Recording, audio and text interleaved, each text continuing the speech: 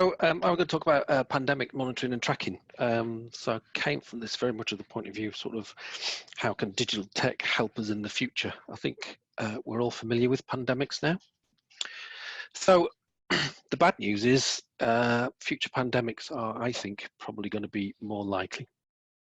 And we've always said this about pandemics anyway, when we were planning for them, that it's not a matter of if, it's when. And a couple of reasons why they will happen in the future again, although you can't tell. I guess the last major one was 1918, so we've had a good gap. We've had pandemics in between, but they haven't been as bad as 1918 or this one. But we know the flu virus changes every year. Obviously we've got coronavirus nowadays. And then just thinking about antibiotic resistance, which is obviously a big issue that hopefully we might start to look at more serious now, because I don't think we've really taken it as seriously as we should do, because the amount of antibiotic resistance bacteria that are out there now is quite frightening. It is a bit of a rising tide emergency, which are easy to miss, but there is a lot of antibiotic resistance, particularly in specialist hospitals, and that's right across the UK. And then if you think about climate change and sustainability in the future, then migration and things like that will potentially produce a fantastic melting pot for, as populations mix, for pandemics and new infections to arise. So food shortages, rising sea levels, civil unrest, etc. So I expect it as an expanding area of business. And I guess if you looked at it in a positive way, then it would be that, well, how can digital solutions, if you can address some of these issues, may prevent pandemics actually occurring in the future as well. So that's something perhaps to consider. But looking at resilience then.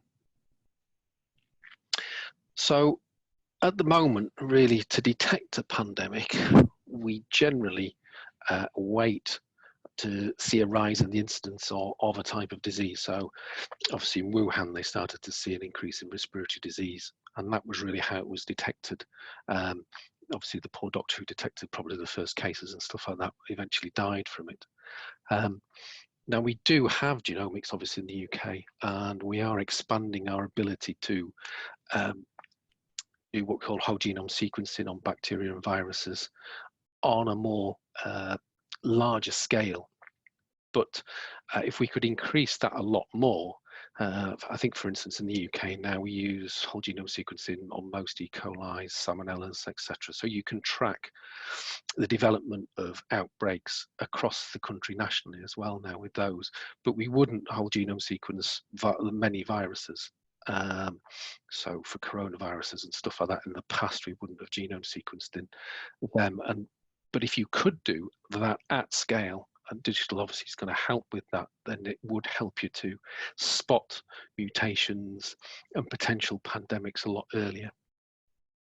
And then if you can do that on a population scale, then you can start to use molecular epidemiology. So rather than relying on the symptoms, if you can track the virus by genome sequencing, if you can detect it in many people, then you can track the spread that way.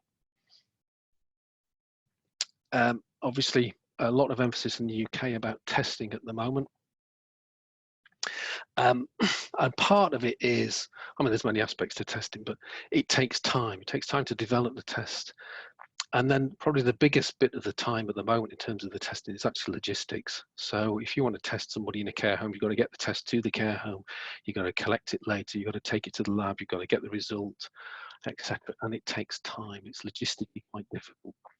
But if you could do, and we are developing point of care tests. They're starting to appear in general medical use. There's one for flu now. And if you think of an example of that is classically as the pregnancy test. Then if you could test people very quickly, send out test kits that they could do by themselves, then that would rapidly improve the testing and knowing who had the disease, who did not, etc. And then possibly even sort of thinking of personal monitoring, because if you could, there's lots of biophysical monitoring now that goes on. So if you could expand that and actually check that people were developing symptoms, etc., then that could really help, because you could start to then detect the virus or detect the early symptoms, say a small rise in temperature or something like that, or even a change in physiological parameters early on. Then you could get them to self-isolate before they were even symptomatic, and hopefully also then before they could transmit any infection onto other people. Contact tracing, at the moment it's very labour intensive to actually do contact tracing in terms of interviewing people, finding out where they've been, and it's very reliant on their memory and knowing who they've been and seen. They might remember Auntie Flossie, but they don't remember Jeff that they met on the train, etc. Now, obviously, that's taken off a bit more with the NHS app, which is probably going to be used in the future using Bluetooth technology to shake hands with the phones around you, and then alerting them when you develop symptoms or test positive for the disease in the future. So that's coming. The other big area is that we have problem with in terms of contact tracing is if a case is on public transport or something like that, or is going to a restaurant or a motorway service station, it can be difficult to track where they've been. Trains is difficult because we don't know where they sit. We don't know if they sit in the train ticket that they booked. We don't know who booked the seat next to them, etc. Although showing how things have changed, we did manage to do some contact tracing via the Uber app in coronavirus this time round, but I'm sure that'll be an expanding area of contact tracing. The other thing that that really we could do with a lot more investment in a lot more technological advances is in large data sets and linking these into real-time analysis. We can collect lots of data, and I think it's sometimes it's demonstrated in the deaths data. I think that it's I guess that people would think, well, death is a pretty binary outcome. You should be able to track that relatively easy. But you'll see from the discussions about death data that it isn't actually, and it is quite complicated because you've got death data in different places in the community, in the care homes, with Office of National Statistics, with the NHS, and how do you link all that stuff up? How do you duplicate it? How do you find out who died of what, etc.? What are the epidemiological features of those people? If you look at now, we're starting to look at, well, does this virus affect black and ethnic minorities more than the white population? But we don't have great data on that to actually monitor that at the moment. So we have to do special studies to try and do it. So we're always aspirational to produce vast data warehouses where there will be one version of the truth, etc. In reality, we're quite a few steps behind actually doing that. And then in terms of the control that we have seen in terms of social contact, etc. Big changes actually have already happened, and if you talk to GPs now, they will say, we've made a huge step forward in terms of telemedicine, etc., and things like that, and consultations on the phone, consultations via video link. So one of the good things that's probably come of COVID is it's pushed medicine further into that route, and people becoming a lot more comfortable with it. So that should help with cutting down journeys to GPs and to outpatients and things like that, because I think healthcare got into a system of just doing what it had always done in terms of inviting people back to outpatient appointments and things like that. So a sea change shift there, I think, already, and virtual reality and things like that will start to help as well. And then, of course, if we have to have another future lockdown and another pandemic, then the quality of entertainment at home, etc., will help people in terms of reducing their social interaction. And tech, obviously, and digital has a huge impact on the development of vaccines and drug development, etc., and things like that. It's going to take us a while before we find a vaccine for this particular one. The rate limiting step then will be, once you've got a vaccine and you've safely tested it, then how do you produce billions of doses of it? And obviously that's something that tech will help with. We've seen a lot of behaviour change, but I did think that things like apps and things like that would actually encourage behaviour change will help in the future. Even a closer monitoring how people are actually behaving.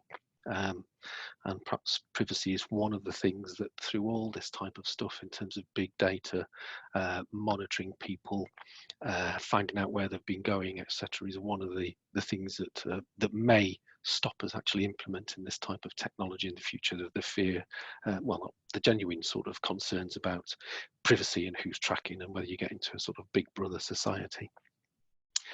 And then one last thing I did think of was around about that we don't always think about, which is the opportunity costs of pandemic and this COVID-19. You'll have started to hear it on the news about the number of people who will probably die of cancer over the next sort of year or two because they haven't been for screening or they haven't been for treatment. They've missed their outpatient appointment and things like that, which is the unseen sort of cost that we don't really think about.